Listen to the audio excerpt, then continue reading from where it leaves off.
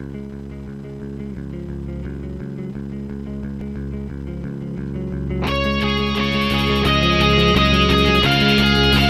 watching New Soundwave with your hosts, John DeLuna, Brian Kilby, XV, Lady Rick, Dweebum, with Rob Springer. Hey everybody, it's your old friend John DeLuna. Welcome to New Soundwave 59. Awesome. Almost all the way to 60, Brian. Wow. Can you believe it? With me this week is Brian, as you just heard. He's the guy who said wow. And our old friend XV, the greatest XV on earth. No video this week. No video, well, but you know what? I'm here. Yes, he is here. I can prove that. I can vouch for that because I can see him. Great. And let me tell you guys, listeners out there, our fair listeners out there, it's a miracle that we're doing this show because we are, like 24 hours since the great fall of Skype. Yes. 2010. Yes, it was. It was national news. Tough. It's insane. It was national news, and I'm sure we're not the only podcasting crew that had a hard pill to swallow last night. That pill was called Uvu.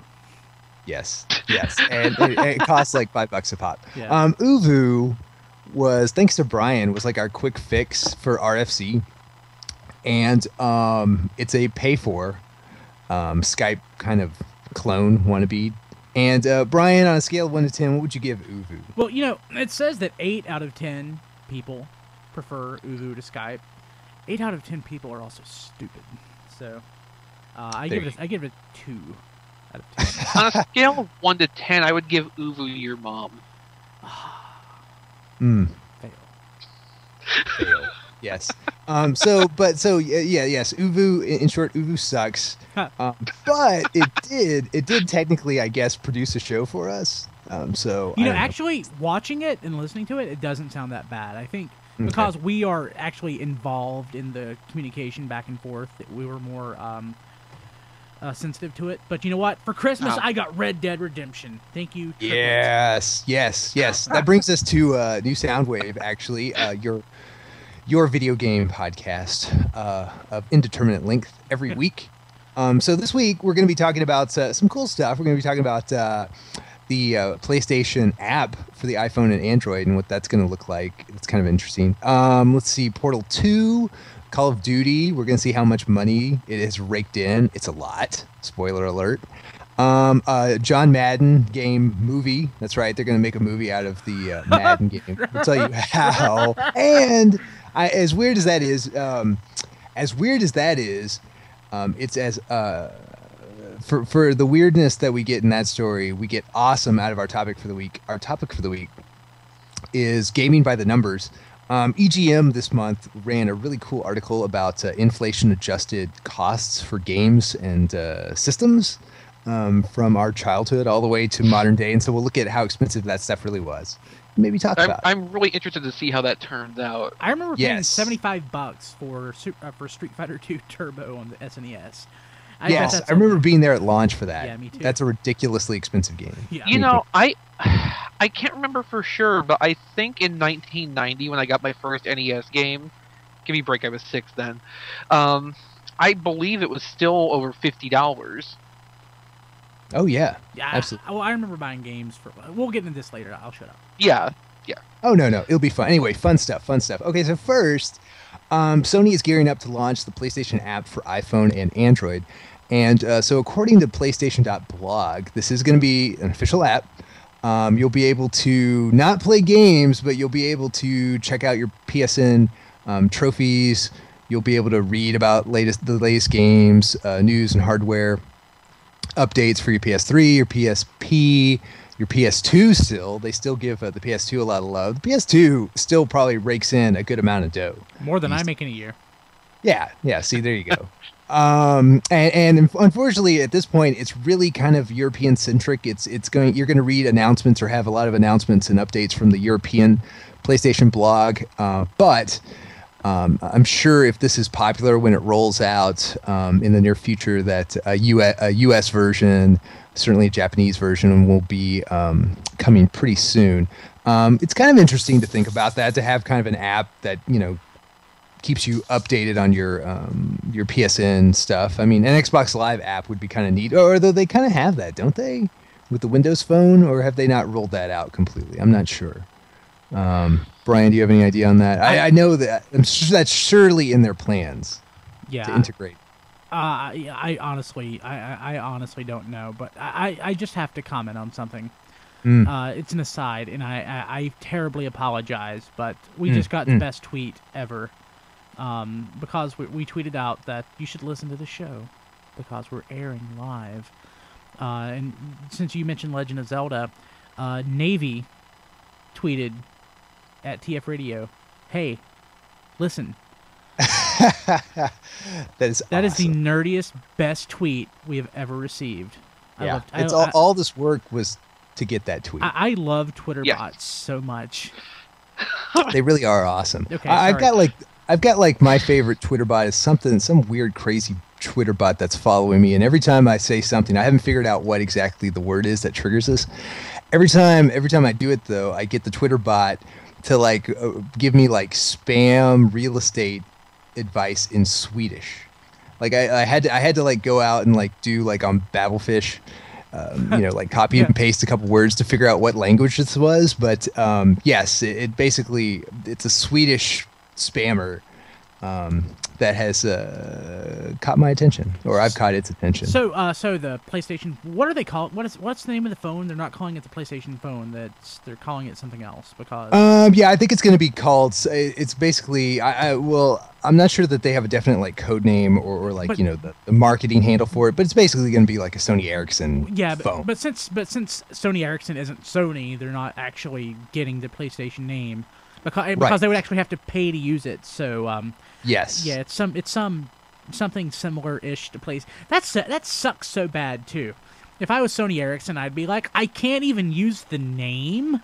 Yeah, absolutely. That's ridiculous. It is ridiculous. And Sony actually commented on that within the past week or so.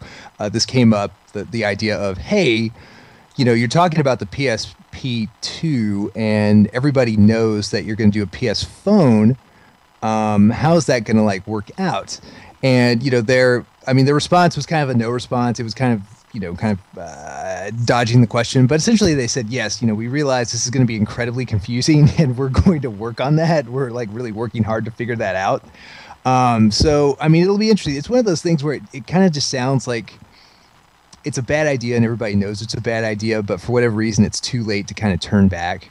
And so they're going to do the best they can with it. It sounds like, when I hear PlayStation app, I want to say that would probably be like the greatest solution is to do like a PlayStation app where you can, through the app, buy certain games and play certain PlayStation branded, Sony games, classic PS1 games and stuff like that on your iPhone and Android and kind of call that a day. Yeah, if there was just a slight bit of interoperability between the two systems, they don't have to run the same games, but if you could play like a dumbed down version of like, not of every game, but of a handful of games that you could sort of, like Legend of Zelda,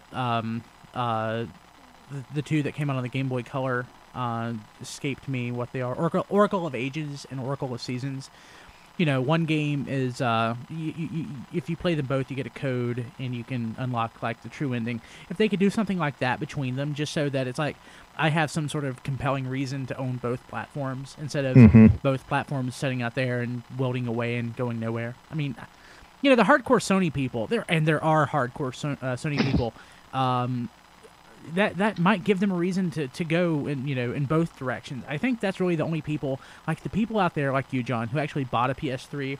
You're the kind of people that will be buying this hardware, and there's not a lot of you out there. It's much to Sony's chagrin.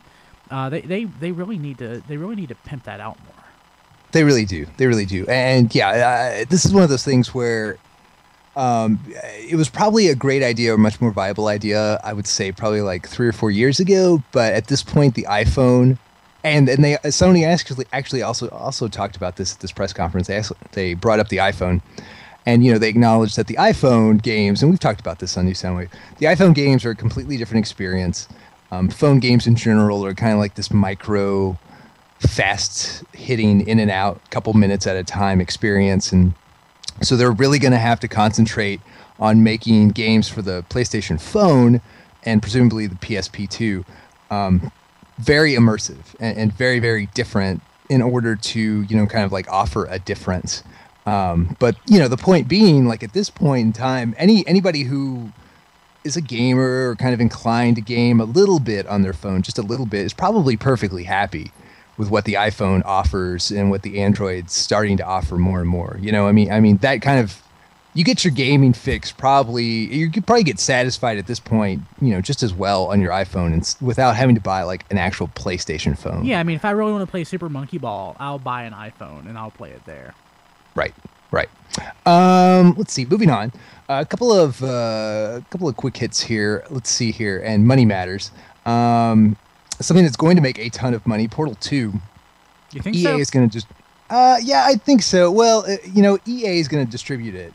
So I would imagine EA is going to throw a few bucks at the marketing. And the one thing that Portal 2 has is it's the sequel to a game that has a pretty big cult following, and probably not a lot of people, generally speaking, not a lot of people know about mainstream wise. So Portal 2, it's coming out in April. That's been confirmed. That's technically the news. I think it's got a chance to get a little bit of push, a little bit of steam. I mean, it's got a cool name. It's a catchy name. Like I said, EA's going to push it. We'll see. One thing that doesn't need any pushing, it's doing fine as it is. Call of Duty Black Ops has already reached $1 billion in sales. Oh my God. And that is in about, I would say a little less than 2 months work. So that is not bad.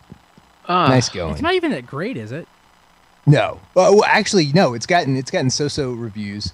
It's gotten kind of like a big meh from Call of Duty fans in general, and most of that has to do with the single player experience is kind of lacking. It's pretty short, and actually this will tie in later. I'll bring this up again later in our topic. But the single player mode's lacking, but nevertheless, it's already reached $1 billion in sales. It's sold, or it's moved more than 5 million units.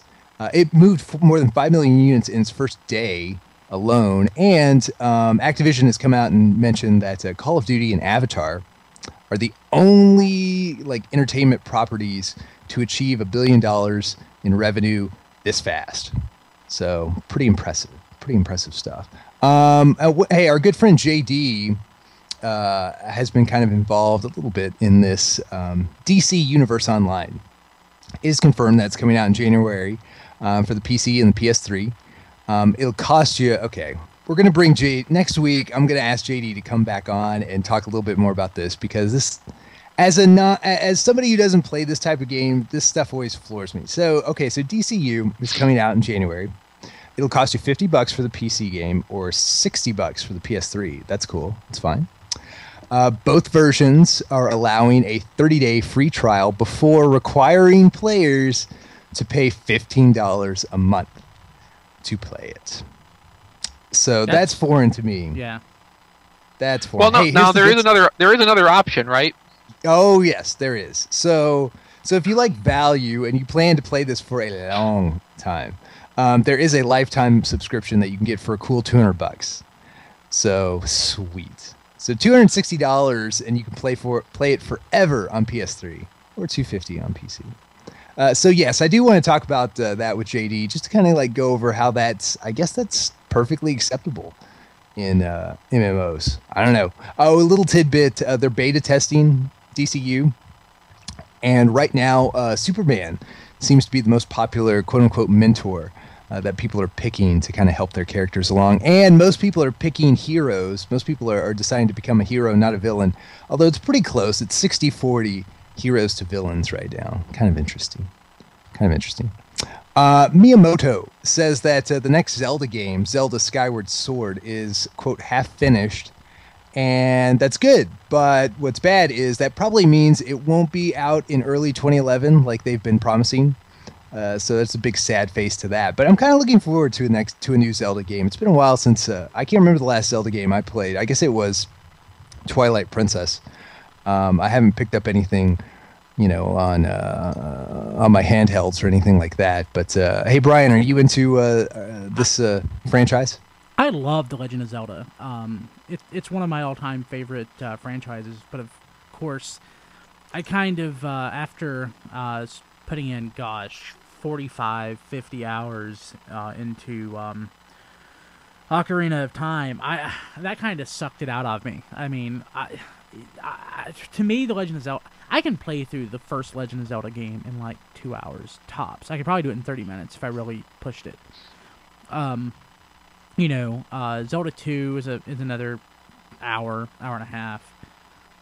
Zelda 3, probably 8 hours. I can't afford to put 50 or 60 hours into a game anymore. I just, the game, it kind of jumped the shark, I guess, around Ocarina. And I just, I got enough out of Ocarina. I've never really had the desire to go back. I started playing Wind Waker, and that's about that. And I'm like, no, I don't have to do this. It's kind of like reading a book and just putting it down and just being satisfied with the fact that you actually read it once. So, but that's kind of sad. Yeah, I know. But no, I decided that at that point I was more into games with games that are more instant gratification, like fighting games and things like that. More Twitch style games where you can develop skills and instead of like going in and like racing games, that sort of stuff.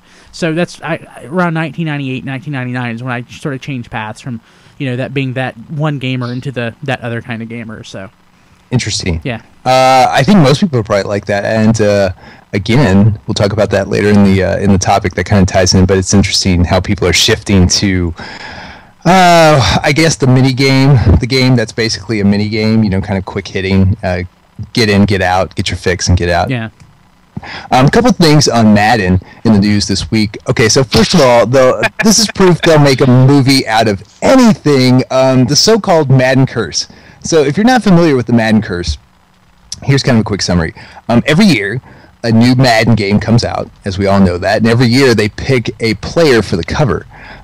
It's pretty prestigious, or at least theoretically it's pretty prestigious to be on the cover. It's usually the Super Bowl MVP or the most notable prolific player from the season before.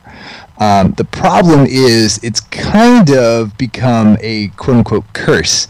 So there's sort of an urban legend now, and it's sort of true actually if you look at the numbers, that the player who's on the cover of any given year's Madden actually has a terrible year, a very down year as a player, and in worst cases they've had like a season-ending injury like early in the season.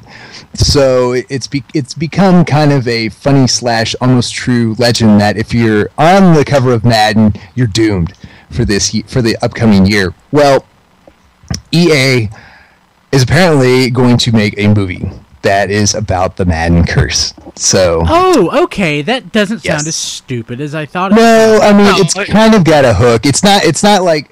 I guess a truly like a Madden video game or video game movie, but it's surrounding the game. Like the game is the hook, I guess. Yeah, if they made a actual video game movie out of Madden NFL, that would be really dumb.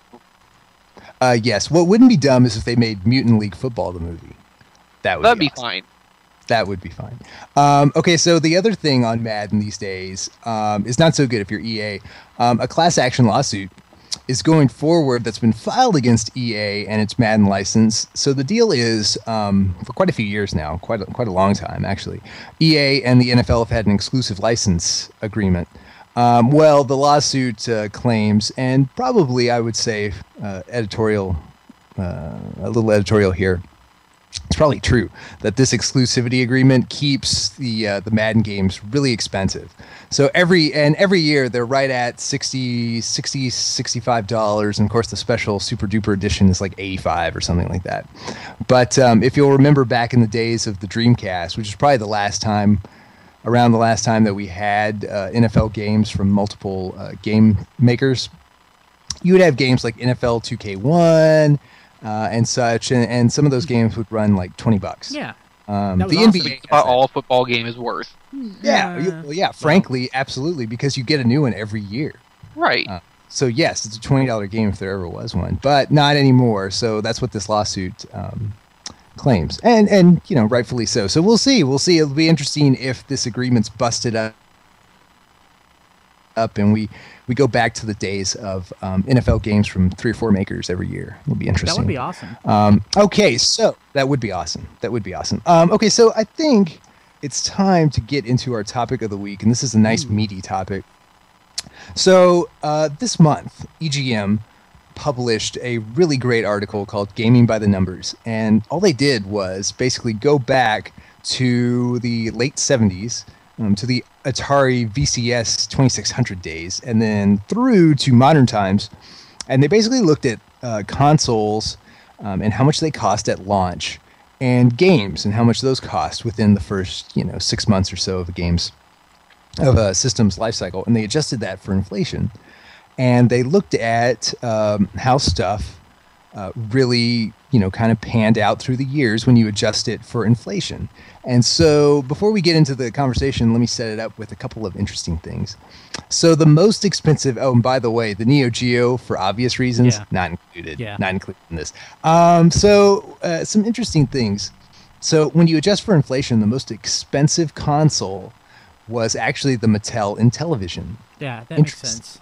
I can when you see adjust, yeah, absolutely. When you adjust it, well, the price tag was $300, $299. I was thinking it was 4, but okay. But when you adjust it for inflation, it's $792. Boy, tons of cash, buddy. And again, this was, let's see here, back in 1980, so it was a while ago. Now, again, when you adjust for inflation, the cheapest games from all the systems, when you work it out, has actually been the Wii. The Wii, on average, when you adjust for inflation, actually, you probably don't have to adjust much for inflation for a Wii. It's about $54 a game. The most expensive console at the original price, when we were just talking about just the sticker on the box, was, Brian, you want to guess? Or you may have looked at the show notes. Guess, buddy. The cheapest, was it the cheapest? No, the most expensive console, like sticker price. Not for inflation. I remember the 3DO was like $699. The PlayStation 3 was like $600. I guess the 3DO. Is that it? You're correct, sir. You are correct. And actually, technically, it was $599 when it rolled out.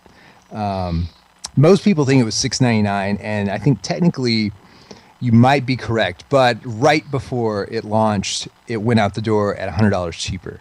And they actually... Still not worth it. Still not worth it. I say that as a 3DO owner, it's not worth it. Are you serious? Yeah, I had one. I sold it. Awesome. I guess, or like my apologies. Yeah. I don't know. Yeah, awesome. So yeah, actually they went to the former CEO of 3DO, Mr. Trip Hawkins, and yes. This is kind of sad. This is like, I don't know how to take this, but they interviewed him about this real quick, and his quote was, quote, "Many people get it wrong, assuming it was $699, because Panasonic and Advanced had said it would be $699. Gotcha. Then they changed their minds, and it went out at $599, and then Trip Hawkins also notes that after the system's launch in September of 1993, the price fell to $499 by February. So yeah. So yes, it dropped by a cool $200 in, I guess about 4 or 5 months. It's still not worth that. Still not. The only game I remember for that system was what? Was it Super Street Fighter 2 Turbo, I think? Yeah, Gex was the big game for the system. And of course, everyone remembers Plumbers Don't Wear Ties. Oh, yeah. Pop culture phenom. Absolutely. A couple quick... Okay, so while we're on that, does the article mention what the cheapest console price tag was at launch? No, it doesn't pull that out, but I can look real quick. Let's see. The cheapest at launch. I mean, it would have had to be a Nintendo system, I would think. Not necessarily. I mean, they're probably... If you want to count like revisions, the Genesis 3 was like $50 when it came out. Mm-hmm. Well, actually, okay. So the cheapest sticker price was actually, according to this, the NES in 1986. It was basically $130. Yeah, $126. I think is what I paid. Yeah, so there you go. Yeah, you must have gotten it on sale. It was, if you want to get nitpicky, they have $129.95. Awesome. So there you go. Yeah, a That's couple pretty quick cool. things before we break it down, and I will take questions from our co-hosts too. But so since the 3DO, so since about 1993, when you adjust it for inflation, games have always been around 60 to 70 bucks, and the Genesis and the Super Nintendo games at their time, back in the heyday of video games, they were $50 to $70 sticker price. Phantasy Star 4 was $100, and so was Virtua Racing for the Genesis. Yeah, can you imagine that? Even when they were like, an average 50 to 70 bucks, when you adjust for inflation, that's like 80 to 100 bucks. Yeah. A game, which is ridiculous. Ridiculous. And this is why I didn't have many video games as a kid. Yeah. Or now. No, your parents were smart. Your parents were smart. Let me see here. So yes, the Atari back in 1977, the Atari was $200. 2600 was $200, but that turns into $700. Yeah. Ow. When you adjust for inflation. I know, right? Here's the one that gets me. So back in the day, the Genesis and the Super Nintendo were probably, at least for me, kind of, I guess, in my prime video game, playing days as a kid. Well, both of those systems were, the Genesis was $190, Super Nintendo was $200, $199. When you adjust for inflation, that comes out to be basically, over $320. I thought the Genesis, when it was released, the one that came with Altered Beast, I thought it was like $200, $270, something like that.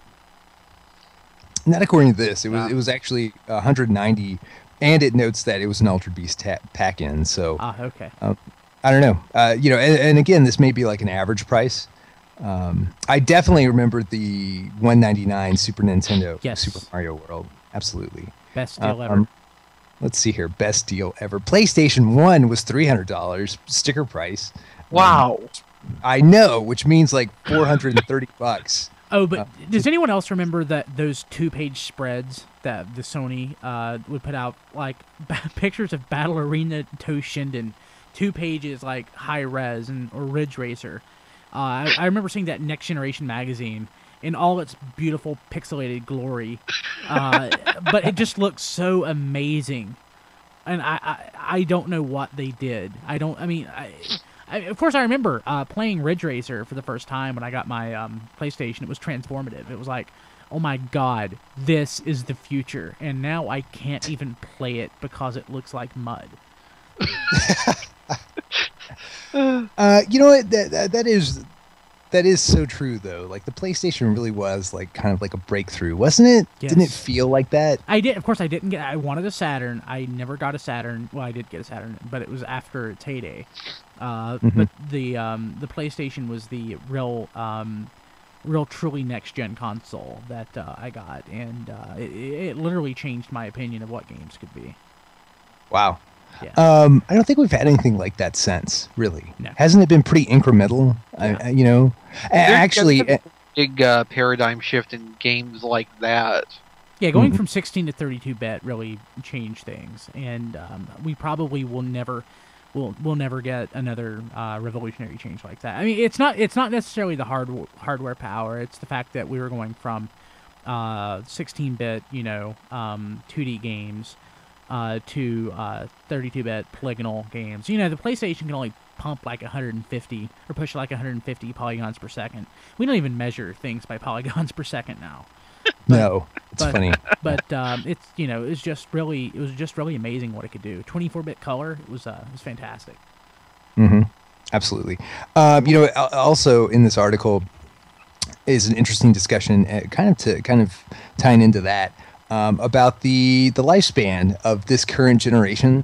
Now people, when Sony said when the PlayStation 3 rolled out that it was a 10-year system, it was a quote-unquote 10-year system, and it was, quote, future-proof. So they were really planning, and they said it at the time. I guess nobody was really paying attention. They said it at the time, this system is built to last a very long time, like twice as long as any system before this. And it's turning true with the 360 too, because with the Kinect and everything kind of stretching out the life of these systems. I don't think it was intentional on either parts, but it's just but it's certainly turning out to be somewhat true. Yeah. And it's kind of freaking out game developers because they don't know what to do. They're used to, at this point, kind of preparing for the next system, which kind of naturally jazzes them up and gets them motivated and gets them thinking about new doodads and new tricks and new stuff like that. So they're kind of like in this quagmire. They're kind of like in this lull. And they're really like confused because they have no idea like where in the life cycle they are with these systems.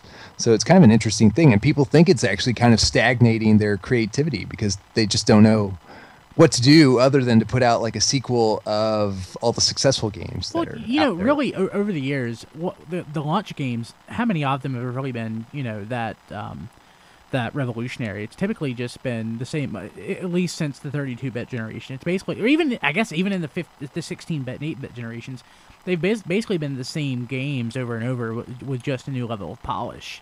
I mean, Super Mario World isn't any better than Super Mario Brothers 3, and most people would agree that it's inferior.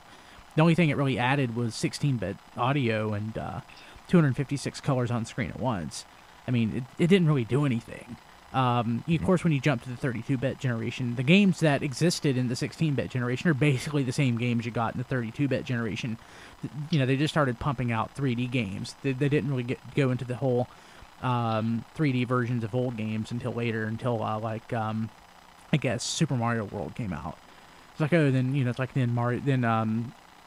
Mega Man Legends came out, and that was kind of a failure. But for the most part, the sequels are just the same old game, just rehashed. I mean, look at Madden. I mean, they'll put a new facelift on Madden every few years, and and it's great. But just like the real Madden. Yeah. But I mean, it's basically this. I mean, for God's sakes, compare Dead or Alive 2 actually Dead or Alive 3.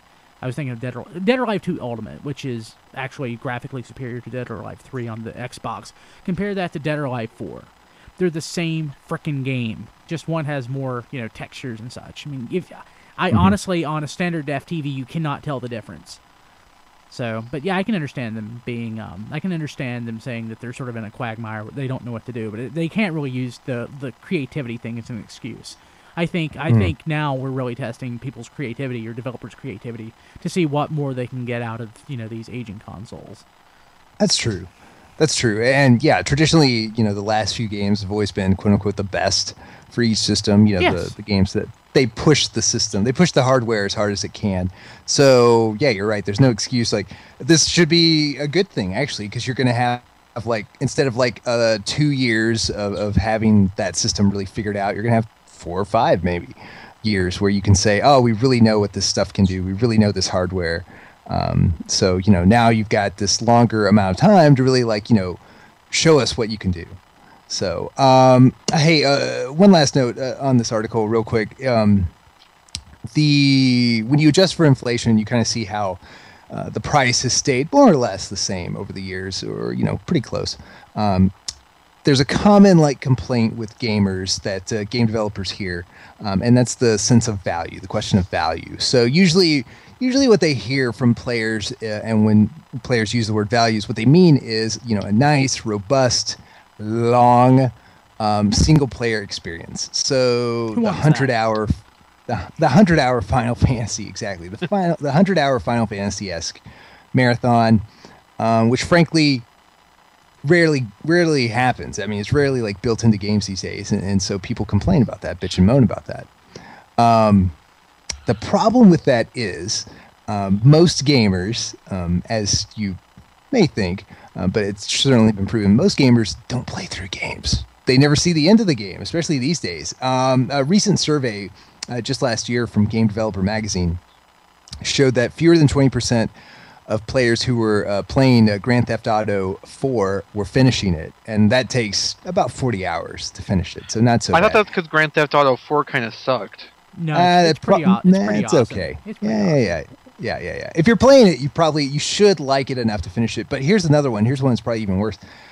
Fewer than 80% of players who were playing Call of Duty 4 were going to finish it or had finished it, and that is only 10 hours of gameplay to finish that. So that is nothing. That is what, I don't know, easily a week of just kind of casual play. So it turns out that people just don't finish games. I don't know if that's like, I don't know if fewer people than in the past are finishing games. I guess maybe. I don't know.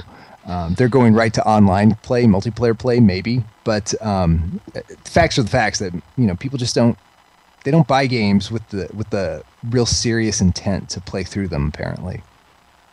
With the online thing, I think it's kind of a different landscape too. I mean, that's a good point in why a lot of people probably say they don't intend to finish like the story part of the game. They just want to go online and curse their friends over the internet. Of course, the joke's on them. They don't have to spend money on a video game. All they gotta do is start a podcast. Yeah. Yeah. Okay, well, awesome. This was a good topic. Brian, anything, or Brian or XV, anything else you wanted to know about the games? One last point, which I thought was actually interesting on this, was that the NES may have been like the cheapest sticker prices, but when you adjust for inflation, they still had like $100 games. $100 games for the NES. I paid $25 for Legend of Zelda brand new, so nice. I can't argue. Nice. Nice. The Sega CD add-on, we probably have talked about this before. What did it cost when it came out? I don't remember. Sega CD. I thought it was like $300. I thought.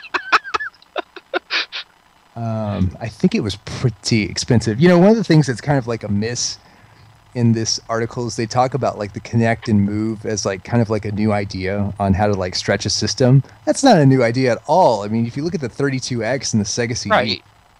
Sega's been doing it for a long time. Absolutely, and look at what it did for them. I'm telling you. Yeah, absolutely. Fantastic. Let me see here. Let me look it up here real quick before we go. So let's see here what the wiki says. The wiki actually brings up the 32X first, and man, I kind of regret not buying a 32X just for the novelty of it. I loved my 32X, and I still do to this day. Yeah? Yeah. Like, what are the good games for it? The good game is Doom, which if you already had a PC, but you get to play it. You get to play it in this tiny little window, so it's kind of great. Star Wars Arcade is pretty good, and Doom, and I honestly can't think of another good game for it. But if you want to play Cosmic Carnage, have at it. It's awesome. Well, the 32X was $160. Wow. When it debuted. That's right. Yeah, that's right. That's pretty pricey, buddy. Pretty pricey. Let me see here. The Sega CD, let's see, came out in, 1992, October 15th, 1992. I got one of these pretty soon after launch. Let me see here. What does it say? It doesn't say. We'll look that up. I'll bring that. Yeah. Oh, I'm sure it was at least what? I think you're right though. It was over $200, right? Wasn't it closer to 300 maybe? I would imagine so. God, man. Good God. Sega. I don't know what they were thinking. I will say, like on the wiki page, it has the awesome first generation Sega CD, which was the best. That's the one I had. Yes, it was the best. Wait, it looked like a VCR. No. I'm sorry. I had my Model 1, Genesis with my Model 2. Yeah, so never mind. Yeah. Was the first Sega CD the one that was basically like the platform, and then it was side by side? No, the first Sega CD was the one that had the sliding door, the old tray. The second one was the side by side unit that you press and it popped. Okay, I don't think I ever even saw a first version. Yeah. I'll post the link in the chat for XV and all our live listeners. Anyway, while XV. My. Marvels at that fine piece of technology that the Sega CD was. We will wrap up New Soundwave. Good talk, guys. This was a fun topic. It's always an interesting topic when you adjust for inflation. You see how expensive, you see how much money our parents blew on us and our hobbies. Yeah, I got a Genesis for my birthday one year. I never even knew how much it cost new. And then to consider how that inflated, that's kind of nuts. Yeah. Yes. So, fun times. Other little thing, real quick. Again, well, I'm looking at these pictures of Sega CDs and Mega Drives and junk like that. The one thing I loved and miss about the Genesis, the sliding volume control. Yes, so awesome. that was awesome. Oh, yeah. And the built-in headphone jack. Yes. Yes, that looks gigantic by today's standards. And the pins where you plug in the controller, the metal pins. It had, man. it had the 9-pin. I think it was 9-pin. It had the very common old whatever that connector's called. I've already forgotten, but it's that was. It's not a serial port, is it? No, it's the kind of connector. It's I forgot. It's a common name for a plug, but you could use your 2600 controller on it. It's pretty sweet. Sweet. Your incredibly expensive $2,600 controller. Yes. When you adjust for inflation. So anyway, that's new Soundwave for this week. Hey everybody, this is a holiday week, and we recorded this on an off night. So yes. For all our live listeners and for everybody listening out in podcast land, thank you so much. Have a happy holidays, and we will see you next week.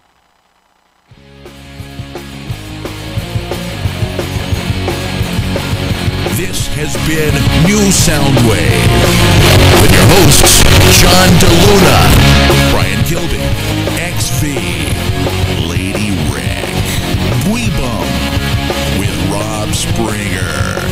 Visit us at tfradio.net for show notes and to subscribe to the podcast. Follow us on Twitter at tfradio for news and updates. Check out all our videos at tfvideo.net. Like the podcast? Tell your friends. New Soundwave is a radio-free Cybertron production. Copyright 2010 Radio Free Cybertron.